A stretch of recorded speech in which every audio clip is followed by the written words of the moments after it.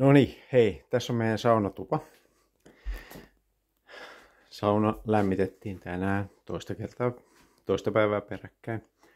Ja sehän lämpösi aika lämpöiseksi. Jotain 100 astetta mittarissa, mikä on aito kiukaalla aika kipakka. Mutta mä ihmettelin, mikä helvetti täällä niinku kärryää semmoinen pieni muovihaju. Ja mä nyt sitten tässä niinku huomasin, että täällä on tämmönen hieno kynttilälamppu. Tässä saunan ikkunalla, jonka johto oli ikkunaa vasten. Ja sehän perhana alkaa sulaa.